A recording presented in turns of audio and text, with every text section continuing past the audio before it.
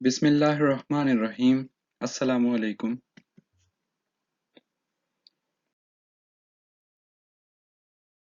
आज के इस लेक्चर के अंदर हम बात करेंगे यूनिट नंबर 12 इंफॉर्मेशन हैंडलिंग है हमारा टॉप यूनिट। तो टॉपिक है हमारा मेजर्स ऑफ सेंट्रल टेंडेंसी कि ये मेजर्स ऑफ सेंट्रल टेंडेंसी क्या है और इसको हम कैसे डाटा के ऊपर यूज करते हैं, अप्लाई करते हैं और किन टर्म्स की मदद से करते हैं। वो हमारे पास होंगी मीन, वेटेड मीन, मीडियन और mode. As in the previous lecture हमने बात की थी, डाटा को डिस्ट्रीब्यूट कराया था फ्रीक्वेंसी डिस्ट्रीब्यूशन टेबल और हिस्टोग्राम की मदद से। लेकिन जब आपका डाटा या आपके पास डाटा का वॉल्यूम इतना बड़ा हो जाए, वैल्यूज इतनी बड़ी आती जाएं कि उनको समझना, एनालाइज करना या उसको डिस्ट्रीब्यूट कराना मुश्किल हो जाए या कॉम्प्लिकेटेड हो जाए, ठीक है, तो आप क्या करते हैं, वहां पे सेंट्रल टेंडेंसी को इंट्रोड्यूस कराते हैं। ठीक है, सेंट्रल टेंडेंसी बेसिकली होती है मेजर्स ऑफ एवरेज। ठीक है, एवरेज को मेजर करते हैं हम इसके अंदर। Measures of average is called central tendency. ठीक है, लेकिन आप यहाँ पे अगर देखें तो ये क्या है कि is a descriptive summary of data set through a single value that reflects the data, reflects the centre of data distribution. कि आपके पास जो भी डाटा होता है आप उसके सेंटर की तरफ रिफ्लेक्ट करते हैं किसी एक सिंगल वैल्यू की मदद से। और वो क्या होता है कि हम डाटा को समराइज करते हैं। ठीक है, समराइज मीन यानी उसको उसका खुलासा बयान करते हैं उस डाटा का। ठीक है, समरी उसको कहते हैं। तो क्या है कि आप किसी सिंगल वैल्यू से डाटा के सेंटर की तरफ रिफ्लेक्ट करते हैं। ठीक है, और उसके बाद हम बात करते हैं इन स्टैटिक्स। ठीक है, स्टैटिक्स क्या है? ब्रांच ऑफ अप्लाइड मैथमेटिक्स है, उर्दू में इसको अदाद शुमार ही कहते हैं। ठीक है, तो इसके अंदर हम ज्यादातर बात करते हैं मीन, मीडियन और मॉड की। ठीक है, इस इन तीनों के अंदर से हर एक टर्म को हम यूज करते हैं कि सेंट्रल पॉइंट की लोकेट करने के लिए, सेंट्रल पॉइंट को फाइंड करने के लिए कुछ डिफरेंट मेथड यूज करते हैं। तो सबसे पहले हम यहाँ पे बात करेंगे मीन की, या इसको एवरेज भी कहते हैं। तो मीन के अंदर क्या होता है, आपको डिफरेंट वैल्यूज दी जाती हैं, तो आपने उनका मीन कैसे फाइंड करना होता है। मीन फाइंड करने के लिए आपको चाहिए कि सारी वैल्यूज को ऐड करें और जितनी भी वैल्यूज हैं उनके साथ उनको डिवाइड कर दें। जैसे यहाँ पे एक्स बार मीन का साइन है और ये जो वैल्यूज है x1 plus x2 plus x3 up to so on xn divided by number of terms. ठीक है, number of quantities. Formula simple है कि sum of all quantities divided by number of quantities.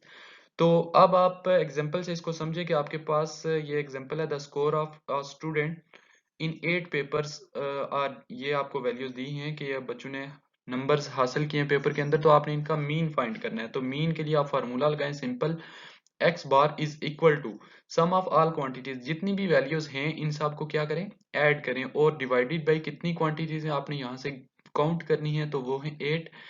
ऊपर सम करें और नीचे उससे जितनी भी क्वांटिटीज है उनसे डिवाइड कर दें, तो टोटल 624 बनी है, डिवाइडेड बाई 8 किया तो 78 बना। नेक्स्ट है हमारे पास वेटेड मीन। ठीक है, हमारा क्वेश्चन ये है कि हमने अगर मीन यूज किया था तो वेटेड मीन क्यों यूज करते हैं। ठीक है, इसकी क्यों जरूरत पेश आती है। तो जब आपका डाटा हो तो उसके अंदर हर वैल्यू की अपनी एक इम्पोर्टेंस हो, तो आप यूज करते हैं मीन। सिंपली ये बता दूं कि मीन हम तब यूज करते हैं जब जो पीछे आपने एग्जांपल देखी कि हर स्टूडेंट के डिफरेंट मार्क्स थे। ठीक है, तो हर जो स्टूडेंट है उसने अपने अपने, यानी किसी ने 70 लिए हैं, किसी ने 50 लिए हैं, किसी ने 30 लिए हैं, तो हर बच्चे के अपने अपने मार्क्स हैं, तो हर बच्चे के जो वैल्यू है उसकी अपनी एक अहमियत है। लेकिन जब आपके पास वैल्यूज की डिफरेंट इंपॉर्टेंस हो, जैसे मैं यहाँ पे एग्जांपल के अंदर देखूं तो 4 स्टूडेंट्स हैं जिनके 74 मार्क्स हैं। ठीक है, यानी कोई एक बच्चा नहीं है जिसने 74 लिए हैं, 4 स्टूडेंट हैं। 3 स्टूडेंट ने 78 लिए हैं, 5 स्टूडेंट ने 74 लिए हैं, 6 स्टूडेंट्स ने 90 लिए हैं। आपने इसमें भी मीन ही फाइंड करना है, एवरेज फाइंड करनी है। लेकिन अब यहाँ पे देखें हर वैल्यू की डिफरेंट इंपॉर्टेंस है, और फोर स्टूडेंट्स हैं, 3 स्टूडेंट है, तो यहाँ पे आप फाइंड करते हैं वेटेड मीन। ठीक है, वेटेड मीन हमारे पास ये होता है कि फार्मूला इसका कि W1 X1 यानी पहला वेट और साथ में उसके जो मार्क्स हैं, यानी यहाँ पे हम अगर फाइंड करें तो फार्मूला लगाया है यहाँ पे, ये इक्वल कर दिया हमने इसको। सम, ये सम का साइन है समीशन का, और x और w। ठीक है, x जो है वो मार्क्स और w जो है वो वेट है, ठीक है, और टोटल वेट जो है उससे डिवाइड करेंगे हम। यहाँ पे अगर टेबल को देखें, हम इसको समझते हैं, तो 4 स्टूडेंट्स हैं, तो 4 आ जाएगा W की जगह, वेट की जगह, और 74 आ जाएगा X की जगह, 3 आ जाएगा W की जगह, 78 आ जाएगा X की जगह। इसी तरह आपने इस फार्मूले के अंदर वैल्यू पुट करनी है और डिवाइडेड बाई टोटल वेट से डिवाइड कर देनी है सम ऑफ वेट्स। इन सब को ऐड करना है, 6 प्लस 5 प्लस 3 प्लस 4, तो यहाँ पे टोटल आएगा 18 और ऊपर आपके पास आया 14 40, तो आपने डिवाइड किया तो 80 आंसर आया आपका। अब हमारे पास टर्म आती है मीडियन, ठीक है। मीडियन को फाइंड करने के लिए सबसे पहले आपको डाटा को असेंडिंग और या डिसेंडिंग ऑर्डर के अंदर लिखना है। जब आप असेंडिंग या डिसेंडिंग ऑर्डर के अंदर लिख लें तो डाटा को काउंट करेंगे, टोटल आपके पास डाटा के अंदर कितनी वैल्यूज हैं। अगर वो डाटा की वैल्यू ऑड नंबर हुई, ठीक है, यानी ऑड नंबर्स में डाटा की वैल्यू आई काउंटिंग में, तो वो जो मिडल वैल्यू होगी डाटा की वो क्या होगी, मीडियन होगा। और अगर डाटा के अंदर जो वैल्यूज काउंट की हैं वो इवन हुई तो फिर आप क्या करेंगे, मिड वाली दो वैल्यूज जो होंगी उनको ऐड करना है और फिर उनको 2 से डिवाइड कर देना है। एग्जाम्पल से अगर आप समझें तो 9 स्टूडेंट है क्लास 8 के और उनका वेट कुछ यूं डाटा के अंदर दिया हुआ है।